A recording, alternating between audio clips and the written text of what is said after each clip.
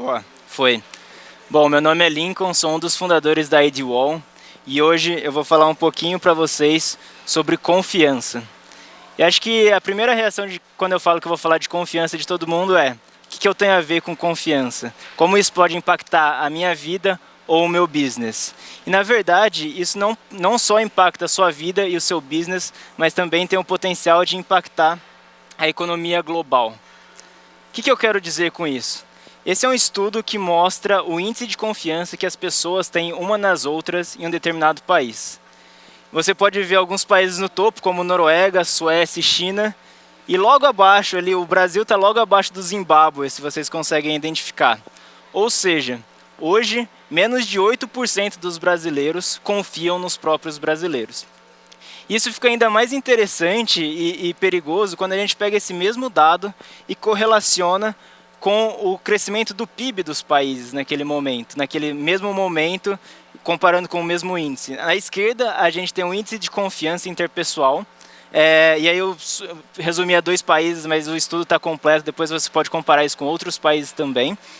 E na direita, a gente tem o desenvolvimento do PIB. E dá para notar que, aparentemente, há uma correlação entre esses dados. Então, parece que quando você tem um maior desenvolvimento econômico, as pessoas confiam mais uma nas outras, ou quando as pessoas confiam mais uma nas outras, há mais desenvolvimento econômico. A minha teoria para isso é que falta de confiança gera ineficiência, burocracia. Um exemplo clássico disso é: eu não confio em você, então toda vez que você for assinar um documento para mim, eu vou pedir para você autenticar esse documento em cartório. Ou então, isso altera também taxas de juros, né? Então eu não confio se as pessoas vão me pagar de volta ou não, não há confiança no país, então eu aumento taxa de juros, por exemplo. Ou mesmo dólar, toda vez que sai uma notícia na mídia falando sobre algo negativo do governo, aumenta a desconfiança dos investidores e o dólar sobe. E eu vou trazer um caso mais específico para vocês aqui, que talvez vocês não conheçam tão bem, mas de locadora de veículo. Hoje, uma locadora de veículo, em média, perde de 3 a 5% da sua frota anualmente. O que isso quer dizer? Isso quer dizer que quando uma locadora de veículo está fazendo a conta de quanto ela vai cobrar pelo aluguel de um carro, obviamente ela leva isso em consideração para fazer suas análises e precificar aquele veículo. Isso faz com que, obviamente, você eleve o valor do aluguel de carro. As pessoas que realmente precisam de acesso àquele serviço, muitas vezes elas perdem o acesso a esse serviço por ficar mais caro. E muitas vezes as pessoas que poderiam fazer a locação, por exemplo, de um veículo com uma frequência muito maior, elas acabam não fazendo exatamente por causa do preço.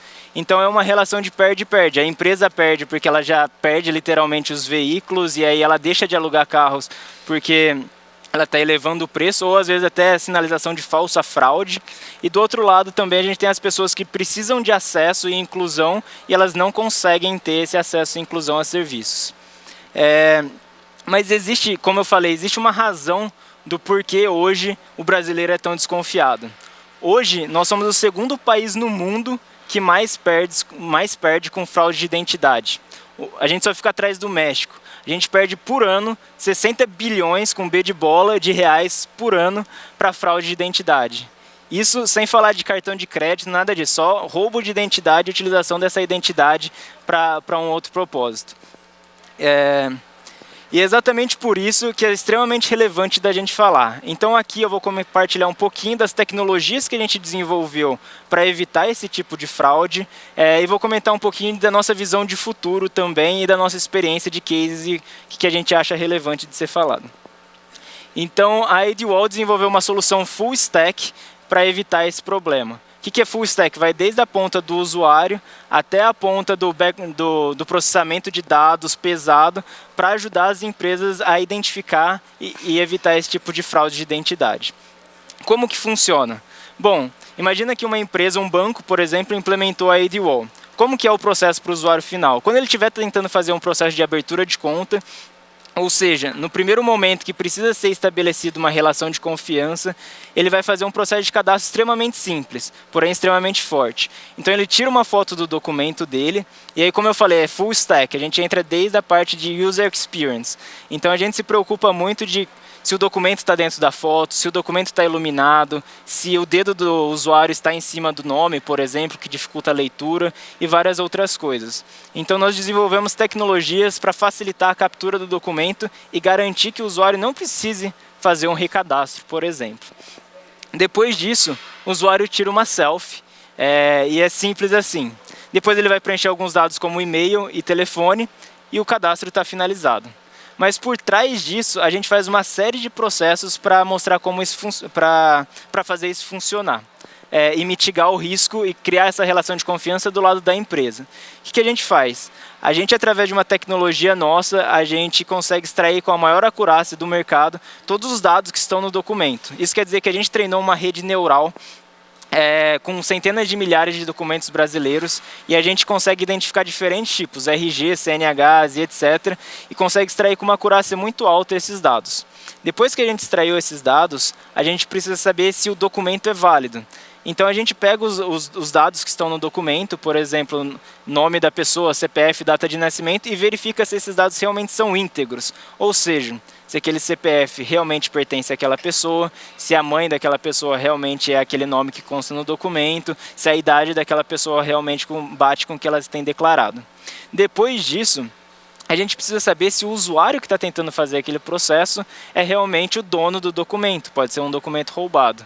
Então a gente também tem uma tecnologia de face match, então a gente não só tira a selfie, a gente grava 10 frames da pessoa e a gente consegue detectar movimentações faciais. Então imagina que um dos maiores problemas quando a gente começa a falar de fraude com face match, às vezes você tem fotos de fotos, por exemplo. Então a pessoa rouba seu documento, vai até uma rede social sua e tira uma foto da foto que está no seu perfil, ou fotos de pessoas falecidas. É meio macabro de falar isso, mas inclusive o Banco Central, na 2025, regulamenta isso e fala que deve haver uma prova de vida para uma abertura de conta.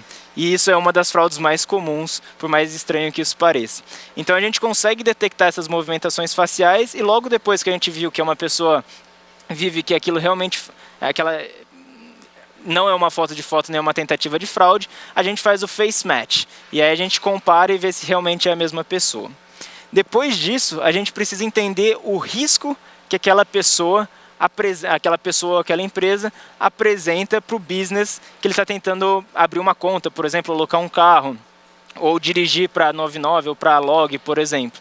Então a gente precisa entender os riscos. E aqui é extremamente importante falar que os riscos eles devem ser totalmente ligados à vertical que aquele business atua. Então, por exemplo, como eu falei, hoje a 99, a Log, o iFood são nossos clientes. E o que eles querem fazer é o onboarding de motoristas ou motoboys. Então, para eles, a preocupação é, será que essa pessoa já matou alguém? Ela pode sequestrar alguém? Ela pode roubar minha mercadoria? Ela pode estuprar um passageiro? Essas são as preocupações que estão envolvendo lá. Então, o score de risco que a gente faz com mais de 200 fontes de dados, ele vai ser voltado para isso. Para bancos, por exemplo, existem, como eu falei, existem regulamentações como a 2025, KYC, prevenção à lavagem de dinheiro. Então, as pesquisas nessas fontes de dados vão ser voltadas para isso. Assim como eu falei de locadoras de veículo, a gente precisa identificar se essa pessoa não é um fraudador, não vai fazer uma apropriação indébita do veículo. Então, são scores de riscos diferentes para mercados diferentes. E a gente tem trabalhado hoje com mais de 150 empresas para resolver esses desafios. Isso nos deu uma bagagem muito boa e um entendimento muito grande de mercado sobre quais ainda são os desafios que temos a enfrentar. E é exatamente disso que eu vou falar agora. Então, o Brasil ainda possui uma identidade descentralizada e um dos problemas que a gente enfrenta é que não adianta você fazer a validação de um documento sendo que o próprio governo não tem tecnologias para evitar fraude de identidade. O que isso quer dizer? Isso quer dizer que às vezes você pode extrair todos os dados, ir até a Receita Federal ou ao órgão responsável e verificar. E todos os dados vão estar íntegros e a foto daquela pessoa realmente vai bater. Por quê? Porque ela conseguiu emitir ou mais, é comum você achar um fraudador com 10 documentos diferentes, emitido pelo próprio governo, mas que com dados totalmente diferentes. Então a gente começou a perceber que existia um problema muito grande no país devido à falta de tecnologia que o governo estava utilizando E o próprio sistema de identidade brasileiro descentralizado, né, o RG. Se você vai fazer uma busca de antecedentes criminais no estado do Rio de Janeiro, você tem que usar um RG daquele estado. Se a pessoa está vindo de Minas para o Rio e ela tiver um antecedente, você não consegue validar. Então existem N desafios aí, e é exatamente por isso que a gente começou a pesquisar mais ao redor do mundo. Então eu pessoalmente viajei para vários países tentando entender os desafios que haviam naqueles países e como foram superados. Daria para fazer uma apresentação de meia hora só falando de cada país, mas eu vou dar um resumo aqui de alguns highlights que eu vi. Então, Estados Unidos e Reino Unido são países extremamente preocupados com a privacidade dos seus cidadãos. Então, os Estados Unidos foi um dos primeiros a criar leis gerais de proteção de dados antes do GDPR da Europa. Eles já tinham o PII, que era muito parecido com o PCI, que vocês devem conhecer, mas voltado para dados pessoais. O Reino Unido foi pioneiro aí no GDPR, que é uma regulamentação ainda mais restritiva e extremamente interessante quando se trata de direitos à privacidade de dados das pessoas. Enquanto isso, na China, a tendência desses países é regulamentar um mercado através dessas leis e permitir com que as empresas criem soluções. Enquanto, por exemplo, na Índia, eles tentaram criar seu próprio sistema de identidade centralizado, onde eles pegam captura de íris, biometria facial, digital, correlacionam isso com e-mail, telefone e dados pessoais e criam essa base única do governo. O problema é que, ainda que o governo tente investir em tecnologia, ele não é o melhor órgão para fazer isso. Então é muito comum você ver, se você procurar notícias do Aadhaar e Data Leak, você vai ver que tem vazado centenas de milhões, dezenas de milhões de dados de pessoas e não tem muito o que fazer, porque é o governo que criou, ele está tendo data leak, como que você vai ir atrás do governo para pegar seus direitos? Então começa a entrar em desafios como esse. E a China, acho que ontem foi falado um pouco de China aqui, mas a China acho que é o caso extremo de não privacidade de dados, de quase uma distopia em relação a como você pode utilizar dados pessoais. Então lá eles têm o famoso Social Score. Social Score não é um dado não é só um cadastro baseado nos seus dados pessoais ou nas suas biometrias, mas é uma junção de tudo isso. Então, você pega comportamentos das pessoas, então se a pessoa atravessa a rua, e lá tem câmeras de segurança em todos os lugares, se a pessoa atravessa a rua fora da faixa, o que essa pessoa fala nas redes sociais, o que ela consome, e isso gera um social score. E esse social score pode ser inclusive utilizado para evitar que pessoas viajem entre estados na China. Ou seja, mesmo a pessoa não sendo um criminoso, por exemplo, ela é impedida de viajar entre estados porque ela pode apresentar um distúrbio à ordem aí. Então é interessante entender essas peculiaridades. E aí a gente começou a entender tudo isso e a gente voltou para o Brasil e falou: o que faz sentido para o Brasil? O que a gente precisa? E foi aí que a gente lançou o Meu ID. O Meu ID é uma plataforma única de identidade digital. A gente não substitui o documento do governo, mas a gente cria barreiras para evitar que fraudadores entrem na plataforma, evitando, por exemplo, fraudadores com mais de um documento. Então você sobe todos os seus dados, como CNH, RG, comprovante de renda, comprovante de endereço. Todos esses dados são validados uma única vez pela ID Wall. A gente armazena isso de forma criptografada, extremamente segura para o usuário. E quando você for tentar fazer qualquer tipo de cadastro, você pode entrar com o Meu ID e com um único clique você consegue fazer um cadastro e selecionar exatamente qual dado você quer compartilhar com a empresa, por quanto tempo você quer compartilhar aquele dado com a empresa, para que fins aqueles dados vão ser utilizados. Então, trazer a questão de privacidade de dados junto com a questão de centralização de cadastro para evitar que o país continue perdendo 60 bilhões de reais todos os anos. E a gente teve alguns princípios que ajudaram a gente criar o Meu ID. Então, eu vou dar alguns exemplos, né? Vou citar os princípios, na verdade. O primeiro deles é a inclusão. Então a gente tem ciência que uma identidade deve ser inclusiva. Por exemplo, né, isso é bom para o mercado e é bom para as pessoas. Então um exemplo que eu sempre dou, a gente fala muito com bancos e é evidente, vários bancos já me reportaram o problema de abrir conta corrente, por exemplo, para pessoas trans. Então você tem um problema absurdo, tem uma população extremamente grande que é atingida por isso, mas que você não consegue fazer essa correlação de face match, por exemplo, dependendo do momento que a pessoa está, ou até nome, né, correlacionar nomes sociais e o nome biológico. Então, trazer uma identidade que é inclusiva quer dizer que vai gerar mais business para o mercado e vai incluir mais pessoas na sociedade de uma forma humana. Depois disso, é trazer o controle de volta para o usuário. Então, a gente colocar o usuário no meio dessa discussão e garantir que ele tem o controle de seus dados e ele consegue fazer o que ele quiser com aqueles dados.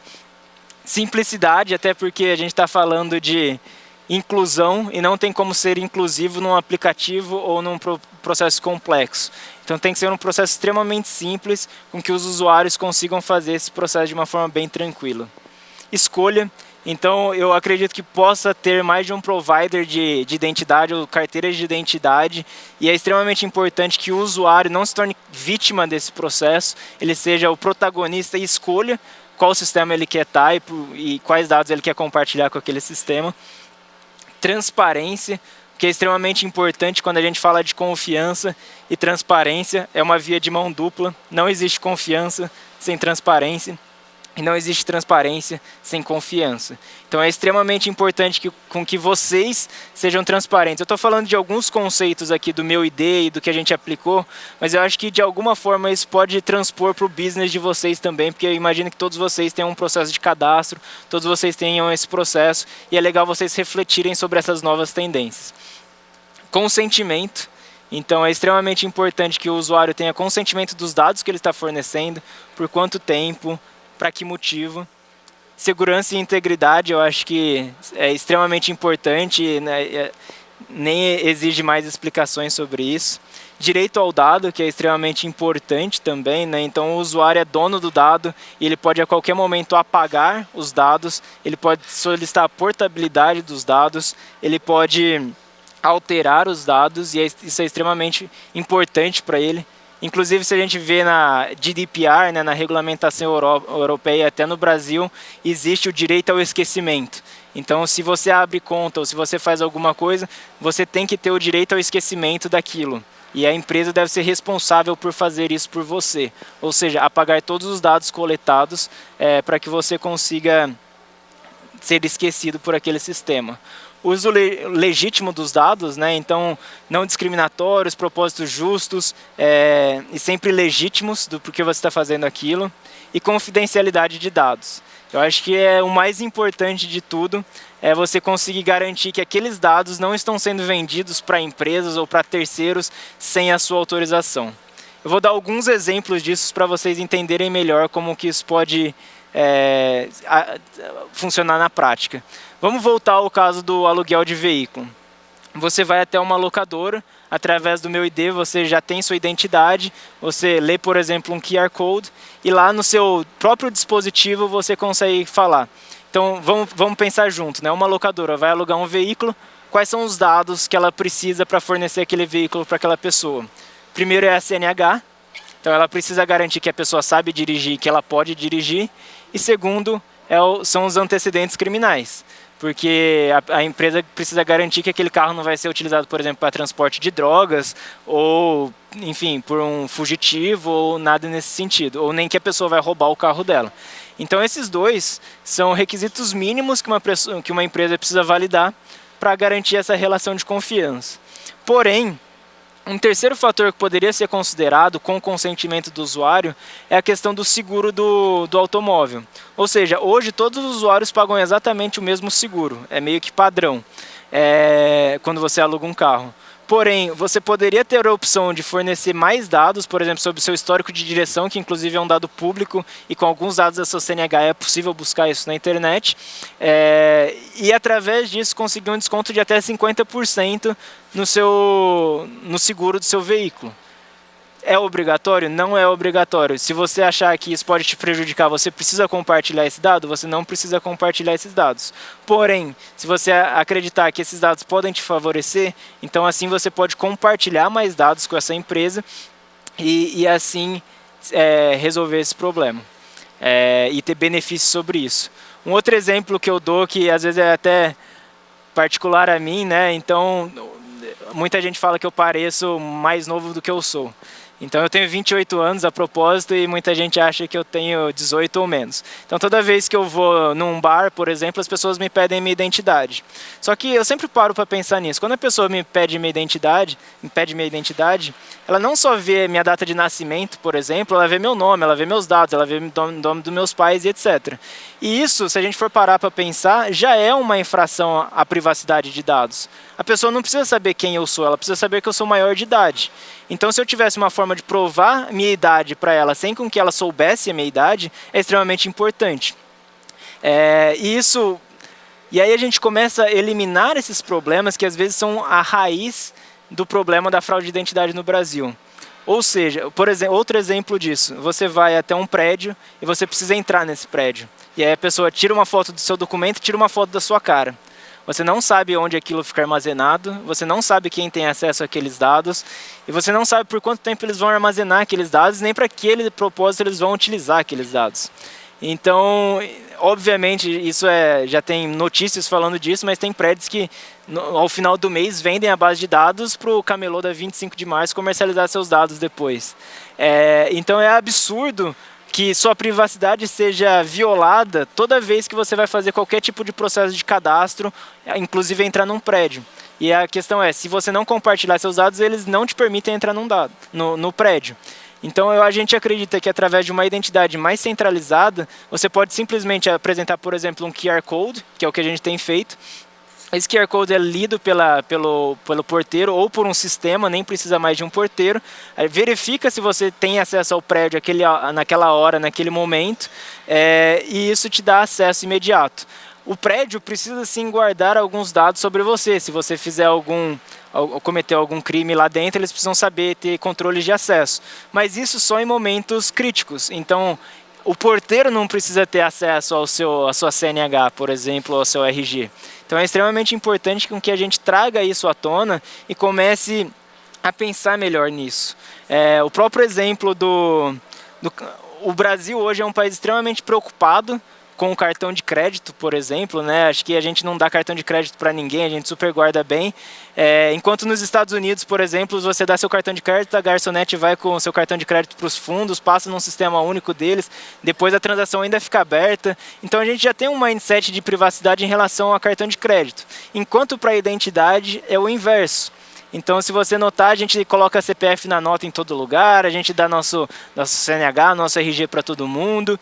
E nos Estados Unidos é o contrário. O Social Security Number é um dado extremamente restrito. Você não passa esse número para mais ninguém. Enfim, eu acho que com toda essa série de fatores, a gente pode fazer o unlock e a facilitação de vários mercados. Lembra daquele gráfico que eu mostrei falando sobre índice de desenvolvimento de um país com mais confiança? Eu acho que a gente pode retomar aquilo e ajudar o país a se desenvolver mais rápido, porque a gente consegue atingir setores desde offline, como controles de prédio, por exemplo, que eu já falei, portarias de prédio, acesso e etc., como também inclusão social, já dei alguns exemplos disso também, mas de forma geral, a gente pode incluir mais pessoas no meio, abaixando o preço às vezes, porque você mitiga risco, conseguindo entender melhor a identidade de uma pessoa porque você tem mais dados, criando, por exemplo, agora já aprovado o score positivo de crédito. Então tem várias coisas que dá para incluir mais pessoas no ecossistema. Onboarding com clique, né? Então você remove friction do processo e você faz com que muito mais pessoas consigam realizar aquele processo. Hoje eu gosto de dizer que as pessoas muitas vezes são vítimas de um processo de cadastro ou descadastro. Então se eu perguntar aqui quantas pessoas estão satisfeitas com o seu banco, talvez a resposta não seja muito positiva para os bancos. Mas por que você não fecha essa conta? Porque dá muito trabalho. Por que dá trabalho? Porque todos os seus dados estão descentralizados. Você às vezes tem conta em 3 bancos, você tem que ir até uma agência, falar com o gerente, assinar uma papelada, tirar todo o dinheiro da conta, você não pode ter um centavo na conta para fechar essa conta. Então começa a ter vários problemas em relação à abertura e fechamento de contas que torna as pessoas vítimas de um processo de cadastro. Isso é extremamente negativo para o ecossistema. Além disso, background checks realizados de uma forma mais completa. Então é interessante ver, por exemplo, uma pessoa que cometeu um furto 30 anos atrás e está tentando dirigir para uma empresa ou alugar um carro, ela deveria ser penalizada por isso depois que ela já cumpriu pena, ela já realizou todos os desafios. já se recuperou socialmente? Não, é interessante para todos com que aquela pessoa retorne à sociedade, mas o risco hoje está com a empresa. Então é importante a gente entender melhor o risco, ter histórico positivo também daquela pessoa para falar, essa pessoa não oferece um risco à sociedade, então ela pode sim alugar um carro, ela pode sim abrir uma conta, ela pode sim dirigir para 99, para Log ou para outras empresas. Então entender riscos é extremamente importante também.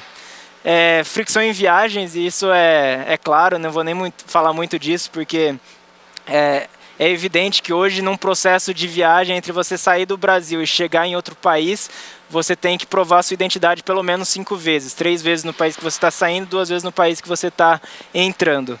E é absurdo o friction que isso gera, às vezes você perdeu sua passagem, isso fica tudo solto, e a gente acredita que isso pode ser mais centralizado, evitar friction e melhorar a experiência de voo, que já não é das melhores, né, normalmente.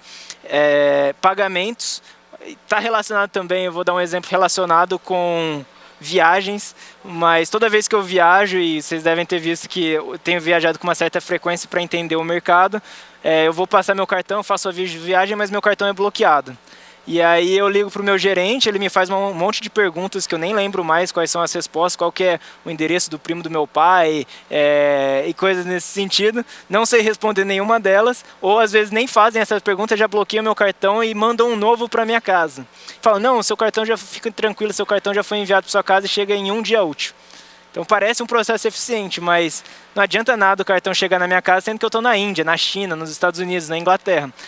E se eu pudesse provar minha identidade quando meu cartão é bloqueado? E se eu tivesse uma forma de fazer isso? Todos esses problemas seriam resolvidos. Além de taxas absurdas de chargeback que as empresas têm hoje, ou bloqueios de falsos negativos que elas têm, né? De fraudes que não são fraudes, mas ela bloqueia ali 2% da transação anual dela por suspeitas de fraude que na verdade não são fraudes.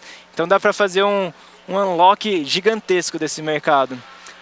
Além disso, verificação de idade, endereços e direitos também, que são coisas mais básicas, e até atualização cadastral. Eu me mudei recentemente de endereço e toda vez quando eu fui mudar para minha nova casa, eu tive que mudar. Eu tenho uma conta num banco e nesse mesmo banco eu tive que mudar meu endereço em 4 lugares diferentes. 2 cartões de créditos que eram independentes da conta corrente e mais algum lugar lá que eu não lembro. Então é um processo muito doloroso para as pessoas hoje mudarem endereço. O que acontece é que as empresas têm uma base de dados desatualizadas que não serve de nada. Então se você centralizar a identidade, você atualiza em uma vez só e esse dado pode ser distribuído com o seu consentimento para todas as empresas que precisam ter esse acesso. Então, se vocês acreditam que a gente consegue se transformar numa sociedade mais digital, com menos atrito em relações de cliente e empresas, ganhar essa confiança que nós não temos hoje nos brasileiros, né? Menos de 8% dos brasileiros confiam nos brasileiros. Estou à disposição para a gente conversar sobre isso. Meu nome é Lincoln e eu sou fundador da IDWall. Muito obrigado.